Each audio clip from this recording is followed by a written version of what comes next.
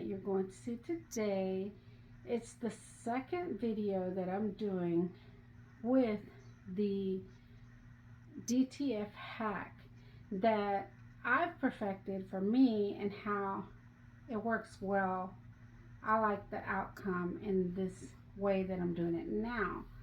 So in this way, on the last video, if you saw the last video, I did how I cured the DTF was by using the heat press. Well, I did it this time with the convection oven.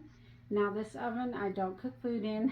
This is a totally just for crafts oven that I do sublimation tumblers with. And I have a friend that has a DTF printer, and I saw that she cures hers in an oven also. So I said, well, I'm going to try that. And it works awesome. And there's another thing that I did. Oh, I was also going to give you an update on the shirts that I did last time. The shirts, and I just happen to have it right here, that they have been washed now. I counted now, we're down to 5 times they've been washed. And so they're wrinkly because they were sitting in the dryer. So this is the flocked vinyl, and the DTF is on top of it. The DTF, we'll say DTF hack. A lot of people are telling me it's not a hack, it's just sublimation ink on DTF adhesive. So anyways, this is how that still looks. I think it's still bright. Yeah, so that's that. This was flocked vinyl with the sublimation ink only, and it did not take very well. And then on here on the back, this is just plain sublimation. And on this sublimation, I hope I'm holding it up where you can see it. I'll show you all pieces again. So this is the flocked vinyl on sublimation. Flocked. This is DTF adhesive with sublimation ink on flocked vinyl. This side is sublimation only, and this side is the DTF with sublimation ink, the DTF adhesive. And I love this, y'all. This came out great. It still looks exactly the same, and I really like how that came out. And the other on the front was sublimation ink on the flocked vinyl alone. See how much it fades versus the DTF adhesive with sublimation ink. So anyways, that's how we're doing so far.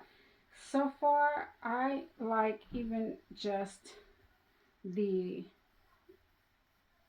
DTF adhesive with sublimation ink. I love it. But if you want it on white, now the white flock does work and it looks a lot better.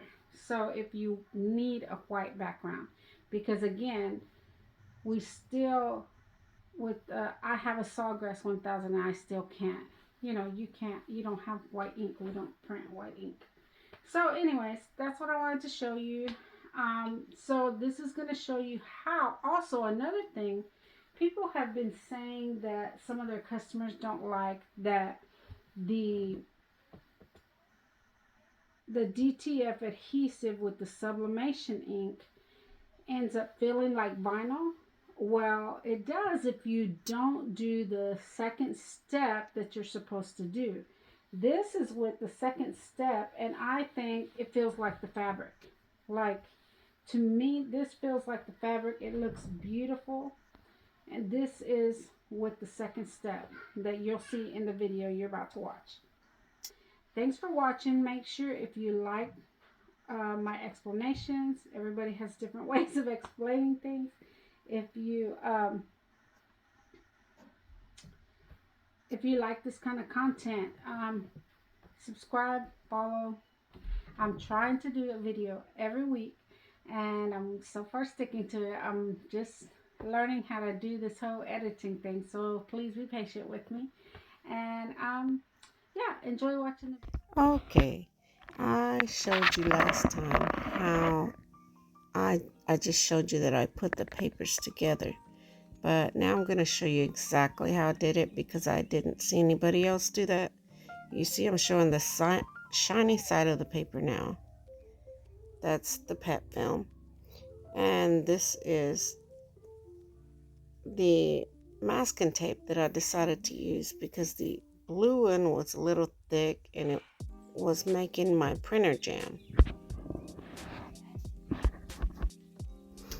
Okay, this is the pet film and I have the regular printer paper that I cut to match the pet film. I have the shiny side against the paper, and then I cut a piece of tape a little thicker, a little wider than the piece of paper. Then I'm gonna lay it on the table and I'm gonna attach the paper to half of the tape. So you put it about halfway because we're gonna fold it over. So before you can fold it over, make sure you press the paper against the tape and then you can align the pet film with the paper, because you see how I have the pet film crooked right now. So you have to align it at the bottom and at the top. As you can tell, I've already used this paper. I just flipped it over. And then you just fold the tape over to catch the pet film also. And this is what made my Sawgrass 1000 recognize the pet film, because it wouldn't without doing this. I will also tell you that I had a lot of trouble trying to get this perfected, but I also figured out that I had to reset my paper size on my printer and on my computer to A4 to make everything print out perfectly. So I'm going to go print my image right now. And here's the image. You will notice that I'm doing the colored image and the black and white image, just black image. This is the powder, the DTF powder. I'm just dusting it onto this ink. This is fresh out of the printer. You have to do it immediately. I just have it in this bin. And you see how it looks like sugar dusted on there. And I do have a little extra. You see some print at the top of that, the black on the edge. But that's why I trim before I put it onto my paper, onto my shirt. Now I'm gonna show you in the oven. I already did the colored one, so I'm gonna show you the black one. So I'm going to show you how it looks before and after. So I have this oven set at 300 and it takes a matter of seconds. So you cannot walk away. Like, it's different for each image. I also learned to push it as far back as possible and it'll change quicker. See how it still looks sugary. And this is just a convection oven. I do not use it for anything else other than sublimating tumblers. And if you keep your eyes on the image, you'll see it's getting dark. I was trying to just wait 10 seconds and it was too early. It wasn't all changed to black yet. So I left it in probably about 5 more seconds. And then it was perfect. Like, it's just black. Like, you can't see any of the sugary on it anymore because it was that DTF adhesive that has melted now into the color. So now I'm trimming them. This is the colored one. I'm trimming this one.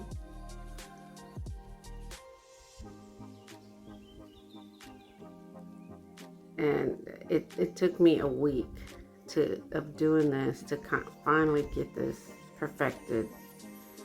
I also figured out that if in the middle of the image where it's supposed to be white, in the middle of the image, if you have any little drops of powder that dried that you don't want there, you can just scrape it off with your scissor tip, or I have a little pick that I would use too, and it just scrapes right off. And then that way you don't have it. I also used a little paintbrush to just kind of dust it after I scraped it off. I put this on a white shirt, so of course you have to use your lip brush, make sure there's nothing under it. This is just a white sweatshirt, gilded. It's actually 50-50. I just did a preheat. I have my heat press at 385. I have it set for, I believe it's 45 seconds, but I'm just doing a little preheat. Then I'm going to measure my image. I'm going to put the image on and measure it. I tried to keep it, I used my whole hand because this is a extra large sweatshirt, to line it up.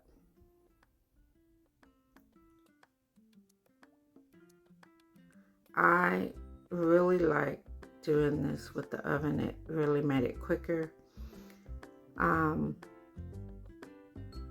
This just worked out perfectly. The image came out perfectly. I had heard people complaining that some of their customers didn't like the plasticky feel that it has, but I'll show you in a little bit how to get rid of that.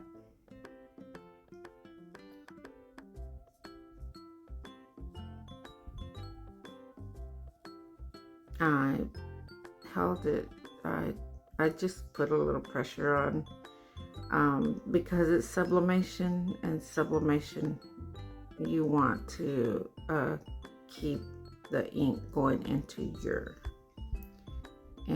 fabric. And again, I just did it for 45 seconds. One thing that I did want to do that I didn't do was I wanted to put like a piece of paper underneath, in between the two fabrics. I'm so glad that it did not go through to the back because it could have. It is 50-50. It's 50% polyester, 50% cotton, so it could have gone through, and it didn't.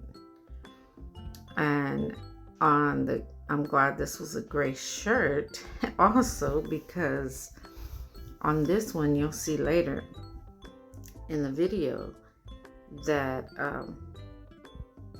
that it kind of stuck together a little, but thank goodness the ink didn't go through, just the adhesive kind of went through to the back. But I've worn the shirt, it's not itchy. It didn't stay on the back of it.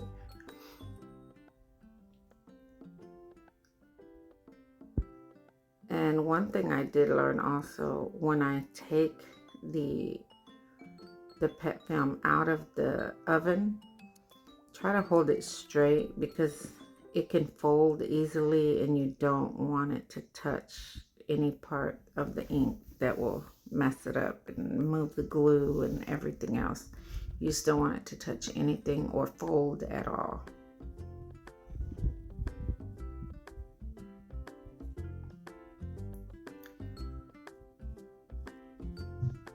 And I didn't put a sheet of paper in between this one. I will tell you, if any of you have tried this, let me know how it's working out for you.